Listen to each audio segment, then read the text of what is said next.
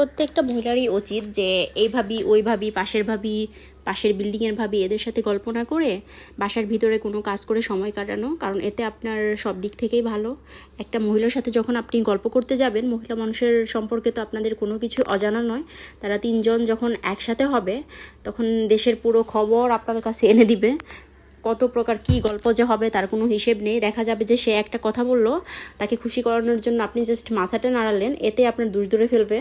কারণ কে কোন রকম আপনি বাইরে থেকে দেখে অতটাও বুঝতে পারবেন না। তাই আমার মনে হয় যে এদের সাথে গল্প না করে বাসার ভিতরে কোনো না কোনো কাজ করুন, যেটা আপনি আগে কখনো করেননি বা করার খুব ইচ্ছা করতে পারেন না। তবে পারেন বা না পারেন, চেষ্টা করতে তো দোষ নেই। একটা সময় ছিল যখন আমারও ওর সাথে গল্প করতে ভালো লাগতো, কিন্তু এখন আর ভালো লাগে না।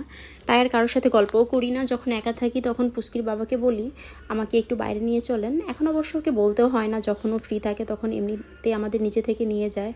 আর আপনারা হয়তো অবাক হবেন যে এই মহিলা যতবারই দই বানায় এই টেবিলের নিচে কেন রাখে। আসলে আমার মেয়েটা অনেক ছোট, অনেক দুষ্টুমি করে, হোটোপাটি করে। দেখা যাবে যে কখন এগুলো ঠাস করে ধাক্কা মেরেছে, পড়ে সবটা নষ্ট হয়ে যাবে।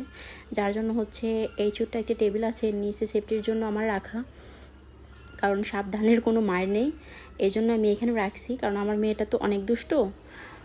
জানি না দইটা কেমন হবে, খুব অসহায় অবস্থায় ছিলাম, কারণ আমি এত কষ্ট করেছি, দইটা হবে কি না আমি ঠিক বুঝতে পারতেছিলাম না। যদিও বা এটা আমি দ্বিতীয়বার করেছি, আশা করি হয়তো হয়ে যাবে, তারপরও মনে চিন্তা হচ্ছিল। তবে দেখেন লাস্টে যখন আমি বের করি অনেক সুন্দর মতো জমে গেছিলো, কতটা সুন্দর হয়েছিল দেখতে।